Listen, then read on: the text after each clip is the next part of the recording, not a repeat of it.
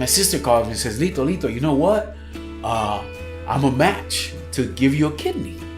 And I remember sitting in the car driving, and I couldn't believe that my sister was telling me she was a match. And literally, here's this person that I love tremendously that is willing to give me a kidney. And I said, are you serious? Like, yeah. And she's like, yeah. And then little did I know that would be the beginning stages of a journey for a year to really battle to get a kidney. I was a little nervous because people don't know when you're going to get a transplant, they do so many different tests. You have to be at a certain weight. You can't have cavities in your mouth. You can't, your blood pressure has to be amazing. All these different things have to be perfect. Your phosphorus level has to be really good. Your potassium level has to be at par. All these things have to happen. And man, I was working hard. It was difficult, hard. I think the second time around to get a kidney transplant, I worked harder the second time than the first time. Something many people don't know is that we went through the process. I was passing all the tests. And at one point, there came this one last test that I had to do. And it required taking blood from my arm. And they took the blood. I'm thinking, okay, that's it. This is the last test. If this test goes, that means everything is ready to go and I'm ready to get a transplant. You gotta understand, I was at the gym running one day. Okay, we're 2 days away from my transplant. Okay, they call you one day and they say, look, this is the day we're gonna give you a transplant. This is the day your life is gonna change. And I remember getting a call 2 days before my transplant on the phone. And my doctor saying, or my transplant coordinator, what they do, she says, look, Manny, unfortunately, one of your levels came up really high and you can't get the transplant now. You have to wait. We have to fix this level. That was strike number 2 for me. And it was real pivotal for me because that day I made a decision. I can't lie. I'm keeping it very transparent. I got mad. It wasn't good. I was really mad. And I remember telling myself, well, Father, what do you want to do now with me? Like, what's going to happen? This has happened twice. I'm exhausted. This is almost killing me. I remember saying to myself, Father, I just give it all to you. I'm done. Like, this is a wrap for me. I can't anymore. I'm exhausted. People constantly asking you, yo, Jay, you going to get the kidney? Yeah, man, it's coming. Yo, Jay, you going to get the kidney? Yeah, it's coming. And not having it for the second time. Come to be that the reason why the lab was coming out bad was because they were taking the blood from a wrong section of my arm.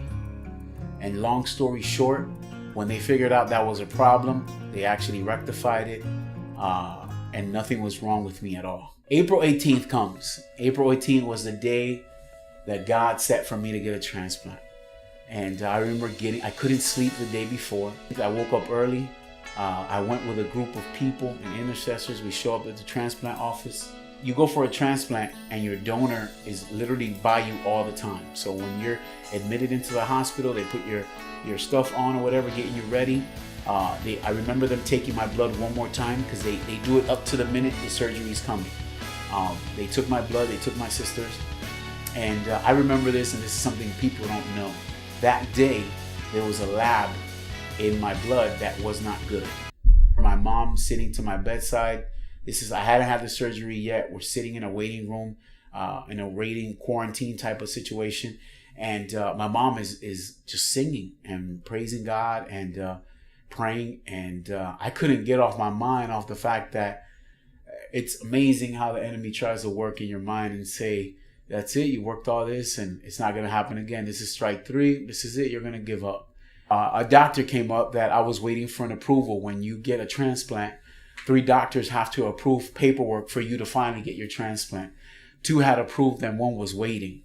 And I was waiting for him to come in. And this guy was literally going to decide if this was going to happen or not. And I remember him coming in, looking at my paperwork. And I was stressing out, man. I mean, my face was looking okay. But inside, my sister could tell that I was frustrated. I was confused. I was nervous. And I remember that he came up and he said, man, how long have you been on dialysis? And I said, 10 years, man. I've been on dialysis 10 years. And this man said, today, man. you're gonna get a transplant. You're gonna get a kidney, and that was the moment, man, where I'll never forget. Um, that day, I remember going to sleep, and the transplant happened. It was 7 to 8 hours long. I woke up, and after 8 hours of surgery, I get up, and the first thing on my mind was that I had to pee. As funny as it sounds to people, for 10 years, my kidneys didn't work, so I wouldn't urinate. I couldn't pee at all. And feeling that sense to pee again was experience out of this world. It's like remembering to do something all over again. I was woozy, and people were like cheering, and they're all by my bedside, and I'm like, why are you guys cheering? What's wrong? Like, I'm thinking in my head, I can't really talk. And it's because I was peeing, and they could see that inside of a bag my urine was going in. And I know I'm getting graphical, but to me this is really important because it showed God's glory through it. And they were cheering. It was like, I had a bunch of people that went in the waiting room that waited for me, and I really appreciate those people. I'm with my wife, who's pregnant. That could be a whole nother story, waiting 12 years to have a child. And my baby's coming, and I get a kidney. And that night, I tell my wife, I said, babe, what time is it? And she says, it's 12 o'clock at night. I had just had my kidney. I was in a little bit of pain. And I remember closing my eyes and listening to some music and just praising God. So I couldn't stop saying thank you, because I waited tremendously long. I didn't care if my kidney, if tomorrow my kidney didn't work, but God did what He had to do. And He was going to be glorified in it. And to me, that was the most important thing, regardless of what people think. To me, that was the most powerful thing. Just seeing God waiting after just being stagnant and just nothing happening, and waiting and just saying, well, Father, when is it going to happen for me? I remember my pastor told me that God's perfect timing is going to happen, and that my miracle had a date, and that healing had a date. I was waiting, man, for that day, and that day was April 18th for me.